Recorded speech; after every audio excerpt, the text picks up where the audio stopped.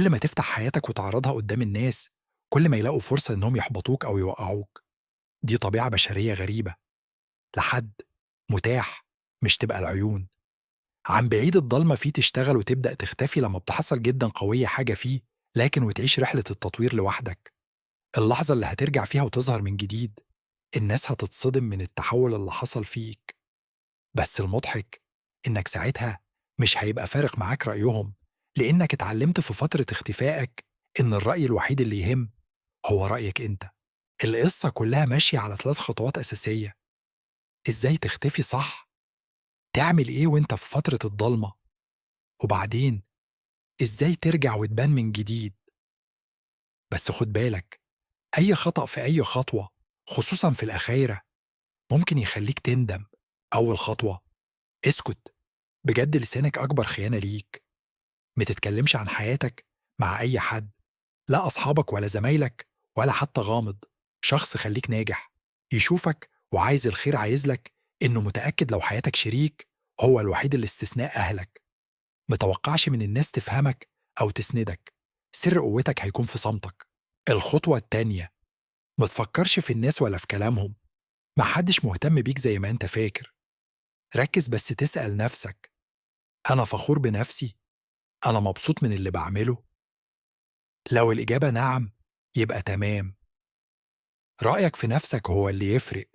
كده بس هتتحرر من إنك تبقى عروسة في إيد غيرك. تحقيقها في فرصتك وتقول لها: بقاك تفتح مرة كل كنز. سر كلمة زي خططك متتقالش. خطتك التالتة: الخطوة بتقل. كل ما اتكلمت كتير عن اللي ناوي تعمله، بتأذي نفسك من غير ما تحس. لو محتاج نصيحة من حد، اختار الشخص الصح، وقول أقل قدر ممكن وخد اللي محتاجه، وارجع تاني للاختفاء. مهاراتك أو فلوسك في شغلك، في جسمك، في سواء تقدم تحقق، تبدأ لما إنجازاتك. خبي الرابعة: الخطوة متعرضش ده للناس. كل مرة بتفرجهم كأنك بترجع لورا. ركز إنك تكمل، مش إنك تاخد إعجاب لحظي. الخطوة الخامسة: متوريش دموعك. الاختفاء والسعي الحقيقي للتغيير مش حاجة سهلة. هتتعب، هتفشل، ممكن اللي هو ده الألم بنفسك.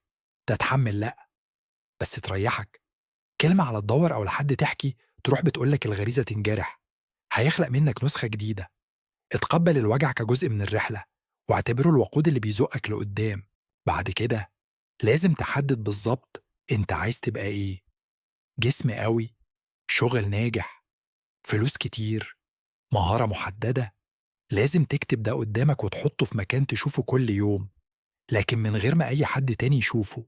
خلي حياتك كلها متصممة حوالين هدفك. من أول وقتك، مكانك، يومك كله يبقى معمول عشان توصل. قريب من الجيم، خد كورسات، خطط يومك ساعة ساعة. اعمل كل حاجة تخدم هدفك. اوعى تسيب وقت يضيع هدر. أعد برمجة دماغك.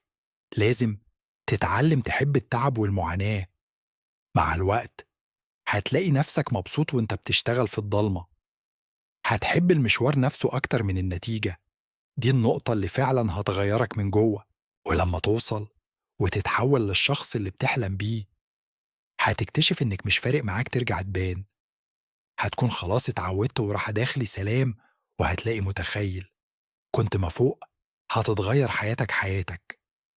أسلوب بقى، وده الضلمة. في تعيش حقيقية وسط الاختفاء أكتر بكتير من الحياة اللي كنت عايشها قبل كده.